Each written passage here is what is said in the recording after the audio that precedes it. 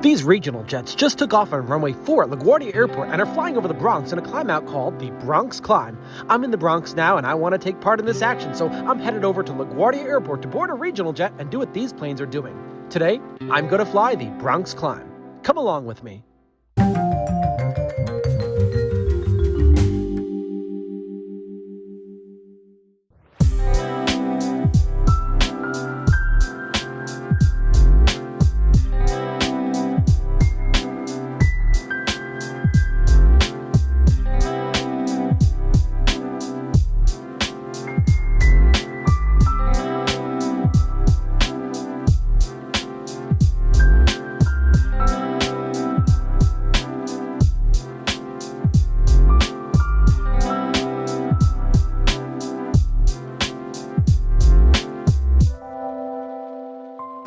Hello everybody and welcome back to my channel. I'm at LaGuardia Airport and today I'm flying on Endeavor Air to Jacksonville. Sound familiar? That's the same airline and destination from my previous video, but the flight is going to be different because today I'm expecting a departure off of runway 4. And in order to get there, I need to go through the beautiful Terminal C TSA checkpoint. First, I'm stopping for some sweets. These treats are putting me in a great mood for our departure today. I can't wait. Well, hello from the Delta Sky Club. I'm getting ready to board my CRJ 900. That's my gate down over there. The plane's approaching soon, so let's head on over to the gate. This empty gate is ready to accept the regional jet that both you and I will be on today. Runway 31 is the landing runway today, and from up here I can see arrivals to the 7,000-foot-long runway. Despite there being a new Terminal C, my flight will be departing from the old gates, formerly called Terminal D. All right, I'm here at gate 82 for Endeavor Flight 5016 to Jacksonville. I fly a lot and often take the same flights, but this channel is designed to show you how no two flights are the same, and my goal is to show you how to make the most out of your travel experience, even if you're a frequent flyer like me. What makes today's flight different? A lot. But the most significant part is that we'll be flying the Bronx Climb. Those two GE engines on this 14-year-old airplane will make this possible. I know I've shown this before on my channel, but my flight is departing out of the old D gates, and I keep on saying I don't know how much longer this terminal is going to be around for, so I'm just relishing the moments. I know a lot of people can't wait for the new terminal to be built, but there's a certain history to LaGuardia Airport that I really like, and I'm in the old D gate area.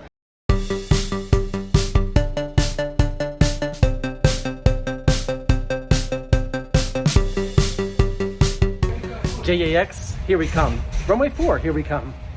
Good afternoon, everyone. It's great to have you on board with us today. As you're getting settled, please place your smaller items underneath the seat in front of you. While looking out the window, I'm thinking about our departure fix over New Jersey. Today we'll be flying to White and then Jet 209. Now, LaGuardia is departing on runway 4, but landing on runway 31 today, which means that intersection is pretty far down for both arrivals and departures, so let's see how long it takes to get to the runway today. Pushing off the gate here in just a few minutes, expecting quick taxi, maybe 15-20 minutes onto the runway. Once we're airborne, 1 hour and 55 minutes in flight, mostly smooth air. Weather conditions in Florida, light winds out of the west, cloudy skies, temperature right around 70 degrees. In the back today, we have Laura and Chris. We asked you to pay attention to everything, they're very important for your safety. The thing is, we do make your flight more enjoyable based on stay fast. The window alignment is okay. There is some dirt on the window, but we'll be taking off to the north, so that will reduce sun glare on departure. Ladies and gentlemen, just to let you know, we do have 2 bathrooms on the aircraft, one in the front, one in the back. However, unfortunately, the bathroom in the back of the plane is out of service, so if you are seated back there, you're more than welcome to come forward and use the one up here in air. Thank you. We apologize for that. Forward boarding doors closed. Let's head over to runway 4. I'm not too happy with the condition of these windows. These streaks are going to have an effect on focusing, but I'll do my best to capture the best footage that I can. For now, the sun is in a bad spot, but it should get better as we turn. At least we have sunny skies today. We're pushing back onto the ramp under tow with our engines off, but as soon as the tow equipment is removed, I know we'll be moving under our own power because it's time for engine start. Once we're ready to taxi, we call the ground controller. He actually didn't have any paperwork on us, so he asked us to call clearance.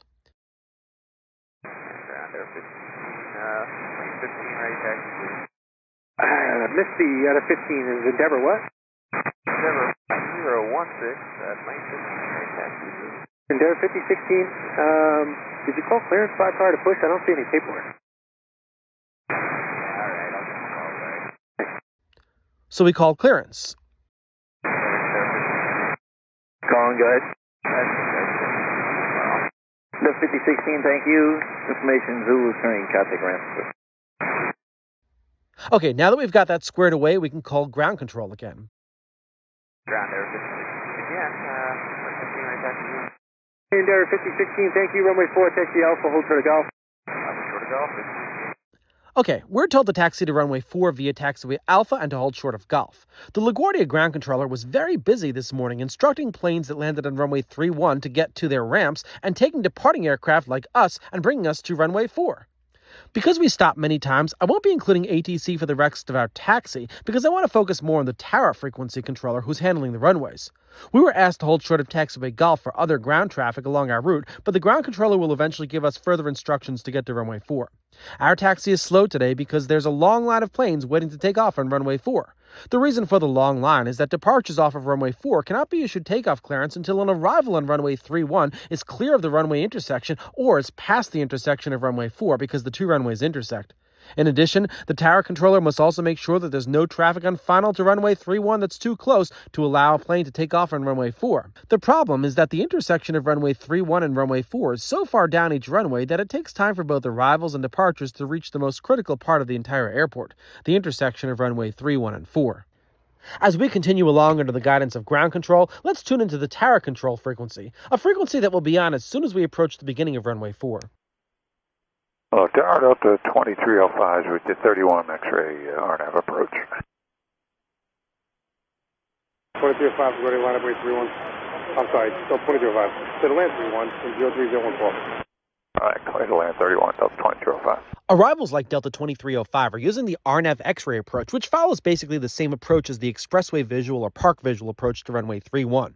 Arrivals fly straight in towards runway 4, then right over the Long Island Expressway, then left over Flushing Meadows Corona Park at a low altitude before touching down. Departures off the intersecting runway 4 are issued takeoff clearance only when the controller knows the intersection of the two runways presents no conflict.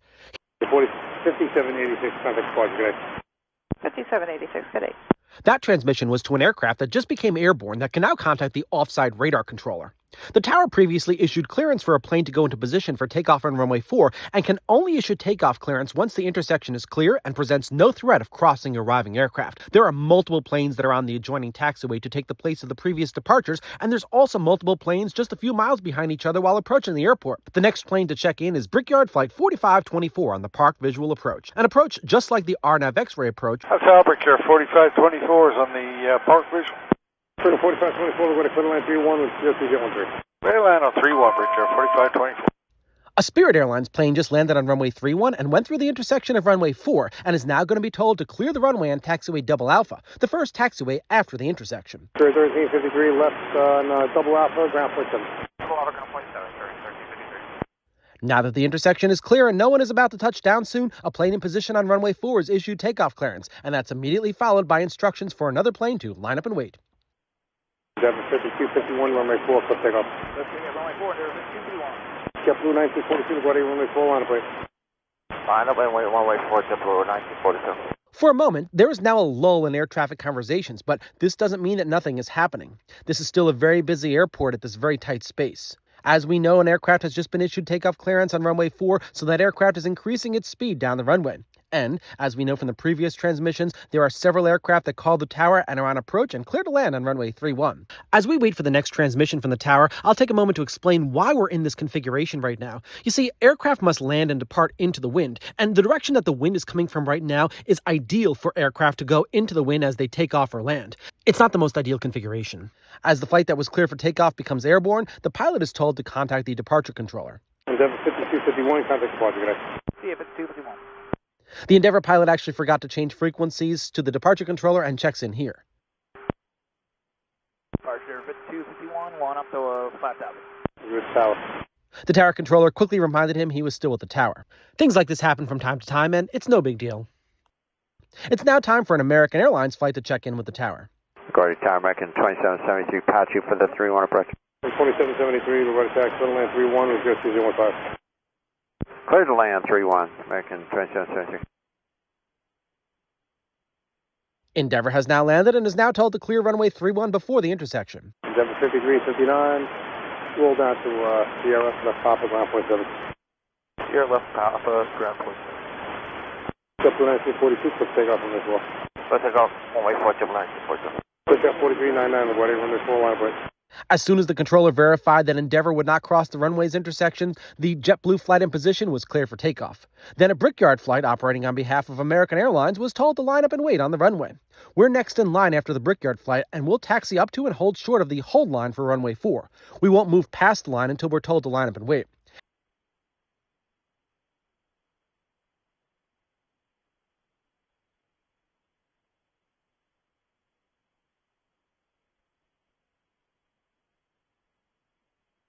And in the meantime, another American flight calls the tower. Tower American 2902, patch you. 2902, LaGuardia, clear line 31 and 01014. Clear line 31, American 2902. By now, JetBlue is airborne. JetBlue 1942, contact departure, good night. All right, JetBlue 1942. Delta has now landed before the runway 4 intersection and can clear runway 31. Delta 2305, left turn, Romeo, left Papa, ground point 7. Romeo, Papa, 0.7, Delta 2305. Pickup 4399, runway 4, for takeoff. Let's take a 4, big 43. Endeavor 5016, LaGuardia, runway 4, line of way. Runway 4, line. Because Delta is clear of runway 4, the Brickyard flight is cleared for takeoff on runway 4, and we're told to line up and wait on runway 4. As soon as the Brickyard flight moves, we can move forward, past the hold line, and get into position on the 7,000-foot-long runway 4, and we must wait for takeoff clearance.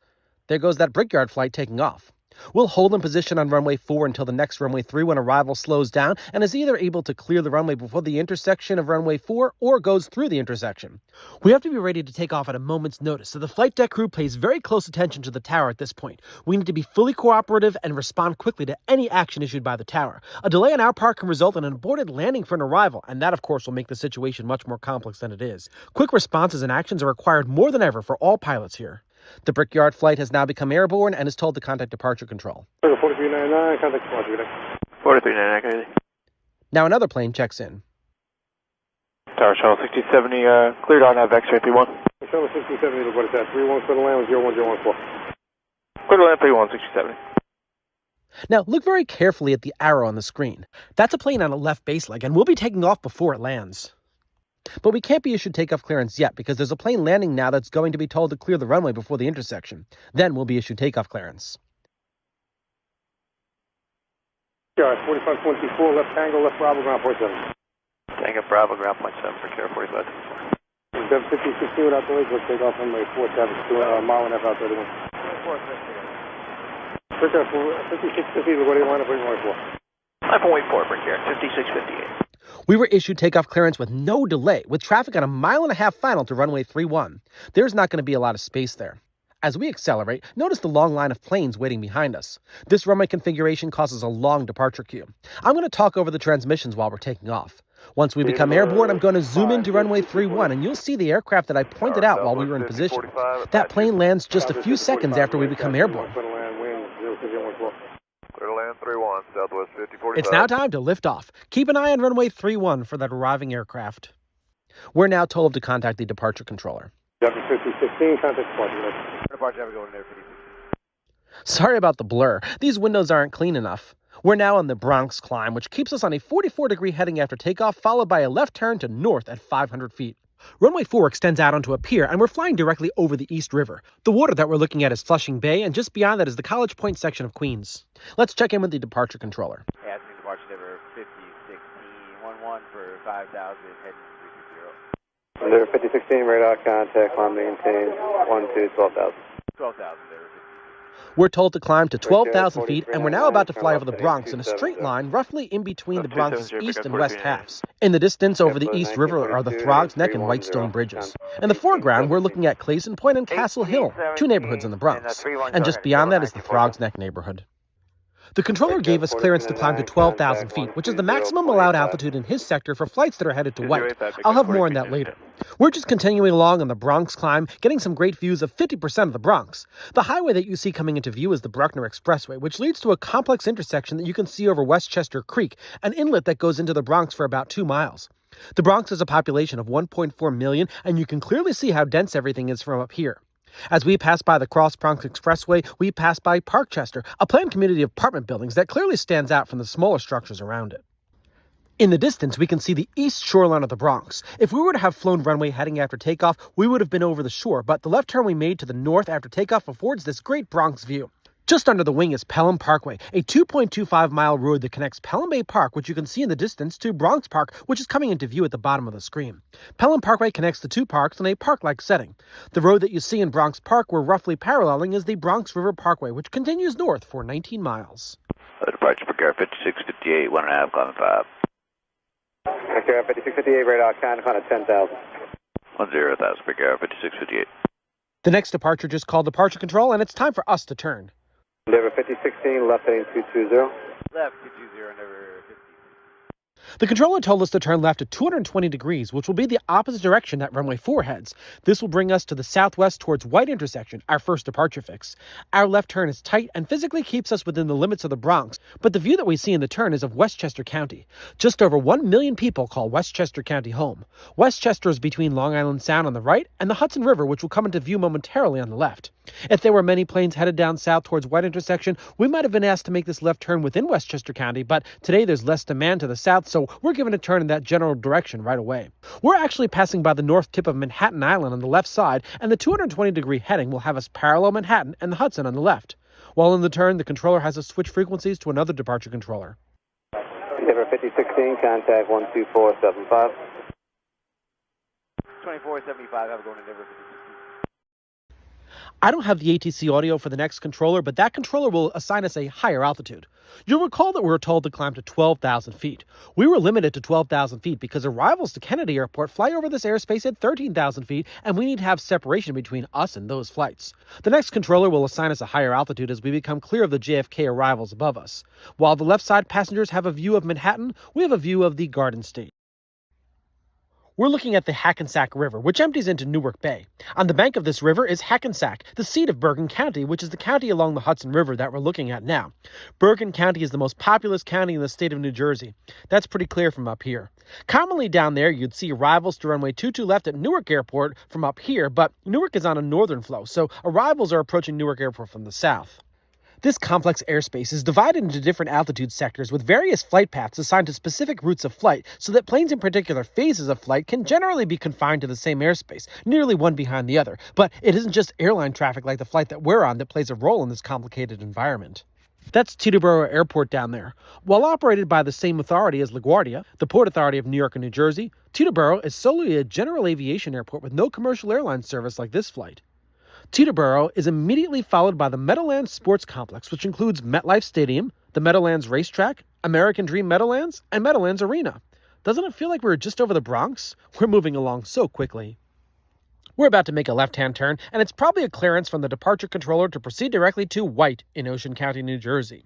After White, we can proceed along our prescribed course for the en route phase of flight all the way down to North Florida. By that time, we'll be at our cruising altitude, and we'll be talking to several high-altitude air route traffic control centers along the way.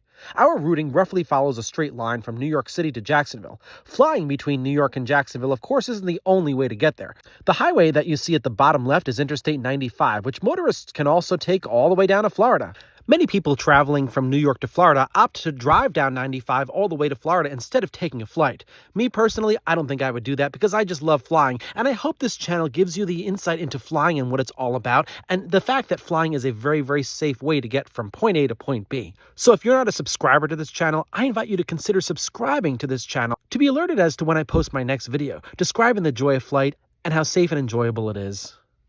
As I-95 continues further to the south, it passes through Newark, New Jersey, a dense city with a population of just over 300,000. And just south of Newark is something I've been looking forward to, a bird's-eye view of Newark Liberty International Airport. Today, Newark is on a northerly flow, using runway 4 right for arrivals and runway 4 left for departures. That's the same direction of takeoff that we used for our departure out of LaGuardia today. LaGuardia, Newark, and Kennedy all have runway 4s, making the airspace a wee bit simpler if the 4s are all in use at the same time. Everyone will be heading in the same direction. Whether Newark is landing on the 4s or 22s, drivers on Interstate 95 get great views of flights flying to the airport as the approach path to both runways roughly parallels the highway. Just south of Newark Airport is Elizabeth, New Jersey, a city of 135,000. Contrary to what many people may think, the city is not named for Queen Elizabeth, but rather for the wife of George Carteret, a royalist statesman from Jersey, the country. We're flying directly over Staten Island, one of the boroughs of New York City, which geographically looks like it's part of an island of New Jersey. The waterways between Staten Island and New Jersey, the Arthur Kill and the Kill Van Kull, are much narrower than the water on the other side of the borough, which separates it from Brooklyn. It's the least populated borough of New York City with less than 500,000 inhabitants. After Staten Island, we fly over Raritan Bay, which is south of Staten Island and north of Monmouth County, New Jersey. It's interesting how this flight to the south takes us from flying over the borough of the Bronx, then into New Jersey, then into another New York City borough, then back into New Jersey again. While over central Jersey in the distance was a view of the largest city in Pennsylvania, Philadelphia. With less than ideal weather for the en route phase of flight, I'll leave you with the approach to Jacksonville's runway 8.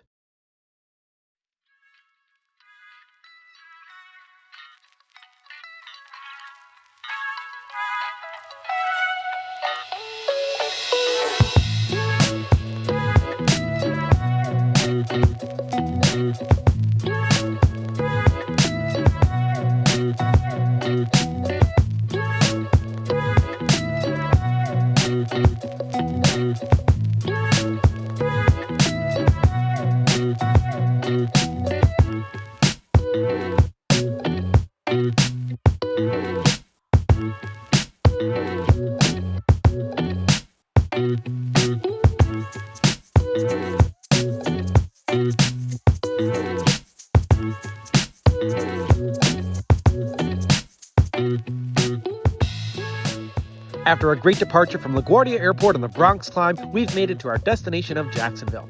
I really enjoyed bringing you along with me, and I hope that with each of my videos you learn something new about flight, making the experience of getting to your destination worthwhile. Stay tuned for my next video, where I'll again be providing behind-the-scenes information for you. See you soon, everybody, and thank you.